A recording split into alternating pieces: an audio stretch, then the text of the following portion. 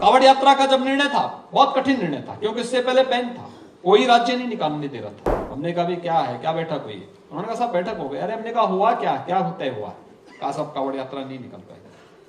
तो मैंने कहा फिर हम लोग क्या यहाँ ताली बजाने के लिए आए हैं क्या?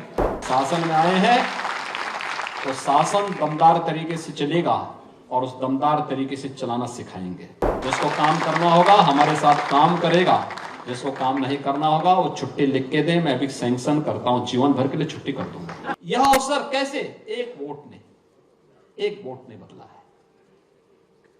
पहले दंगे होते थे, आज दंगा नहीं है। दंगों के कारण कर्फ्यू लगता था, आज कर्फ्यू नहीं है। आज तो कावड़ यात्रा निकल रही शानदार तरीके से। पहले कावड़ यात्रा इसलिए नहीं निकलती थी कि कुछ लोगों को कष्ट होगा, कुछ लोगों को कष्ट होगा। हमने कहा कि भी देखो, हम किसी को कष्ट पहुंचाने के लिए नहीं आए हैं, हम तो समाज को संतुष्ट करने के लिए आए हैं। और समाज की संतुष्टि यह है कि आस्था का सम्मान होना चाहिए, भारत की सनातन आस्था का सम्मान होना चाहिए, और आस्था का सम्मान कावड़ यात्रा से होगी। हमारा सनातन धर्मावलंबी किसी को छेड़ता नहीं है, शांतिपूर्ण तरीके से, सौहार्दपूर्ण तरीके से जीवन यापन करना चाहता है। कावड़ यात्रा का जब निर्णय था, बहुत कठिन निर्णय था, क्योंकि इससे पहले बैन था, कोई राज्य नहीं निकालने दे रहा था, और ये सब चीजें तय थी पहले से। एक लिखित डॉक्यूमेंट बना हुआ था, उसके अनुसार सब लोग उसको केवल लागू करते थे। हमने कहा भी क्या है, क्या बैठक हुई? उन्होंने कहा साहब बैठक हो गई। अरे हमने कहा हुआ क्या, क्या होता है? हुआ कहा साहब कावड़ यात्रा नहीं निकल पाएगा। तो मैंने कहा फिर हम लोग क्या यहाँ ताली बजाने के लिए आए हैं क्या?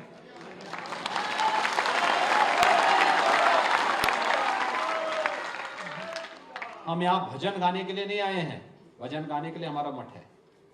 हमें जब गाना होगा मठ में जाएंगे। शासन में आए हैं तो शासन दमदार तरीके से चलेगा और उस दमदार तरीके से चलाना सिखाएंगे। जिसको काम करना होगा हमारे साथ काम करेगा, जिसको काम नहीं करना होगा वो छुट्टी लिख के दे, मैं अभी सैंक्शन करता हूं। उत्तर प्रदेश की सरकार की तरफ से उसको हम कंडेम करते हैं। इसलिए कंडेम करते हैं कि ये संविधान के आर्टिकल 17 का वायलेशन है, जो अनटचेबिलिटी की बात करता है। तो उत्तर प्रदेश की सरकार अनटचेबिलिटी को प्रमोट कर रही है। इस तरह का ऑर्डर देकर के नाम रखना और अपने रिलीजन का इजहार करना, बताना, ये आर्टिकल 21 राइट टू लाइफ का भी वायलेशन है और आर्टिकल 19 राइट टू लाइवलीहुड का भी ये वायलेशन है। दूसरी बात ये है कि जब से वो उत्तर प्रदेश की सरकार ने ऑर्डर दिया है, मुजफ्फरनगर में जितने ढाबे हैं उन ढाबों से मुस्लिम एम्प्लॉइज को निकाल दिया गया है। तीसरी बात यह है कि उस हाईवे के ऊपर मैकडॉनल्ड है, KFC है, पिज्जा हट है, आपके कैफे कॉफी डे है, उसके ऊपर क्यों नहीं बोल रहे हो लोग? उनसे क्या कुछ बातचीत हो गई क्या आपकी? पांचवी बात यह है कि ये जो ऑर्डर है उत्तर प्रदेश की योगी आदित्यनाथ सरकार का, ऐसा दिख रहा है कि हिटलर की रूह उनमें समा चुकी है।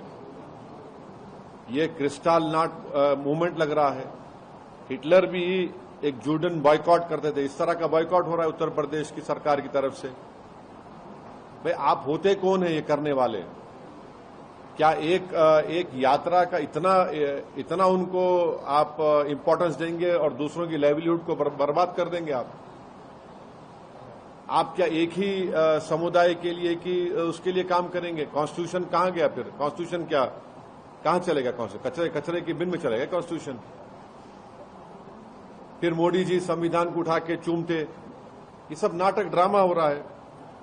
तो ये स्टेट की तरफ से हिंदुत्व की जो तंजीमें हैं, ऑर्गेनाइजेशन है, उनके प्रेशर में आकर ये बोला जा रहा है कि आप मुसलमान की दुकानें मत जाओ।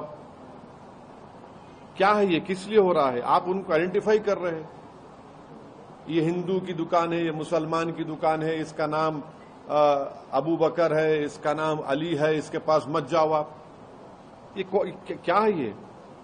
और आखिरी बात यह है कि मैं चैलेंज कर रहा हूं, रिटर्न ऑर्डर निकालो आप। योगी आदित्यनाथ में अगर हिम्मत है तो रिटर्न ऑर्डर निकाल के बताओ हमारे को इसके बारे में। क्लियर डिस्क्रिमिनेशन हो रहा है मुसलमानों से। ये कॉन्स्टिट्यूशन की, संविधान की धज्जियां उड़ाई जा रही हैं। हमने आर्टिकल 17 के जरिए अनटचेबिलिटी खत्म किया, आप अनटचेबिलिटी ला रहे हैं। आप राइट टू लाइफ के खिलाफ है, राइट टू लाइवलीहुड के खिलाफ है। तो ये क्लियर कट डिस्क्रिमिनेटरी ऑर्डर है और ये बताता है कि ये मुसलमानों को सेकेंड ग्रेड सिटीजन बनाना चाहते हैं उत्तर प्रदेश में, पूरे देश में। और पूरा जो लार्जर इनका स्कीम है उसका ये इंप्लीमेंटेशन हो रहा है। और मुजफ्फरनगर के धाबों से पूरे मुस्लिम एम्प्लॉयज को निकाल दिया गया है। आप ही के दूसरे टीवी चैनल की रिपोर्ट है, आपके निकाल दिया गया है। बताइए क्या कर रहे हैं आप, क्यों जुल्म कर रहे हैं साहब? इतनी नफरत क्यों है बीजेपी को मुसलमानों से? आपकी संविधान की ड्यूटी निभाइए ना आप। न्यूज नेशन अब व्हाट्सएप पर खबरों के ताजा अपडेट के लिए न्यूज नेशन के इस QR कोड को स्कैन करें।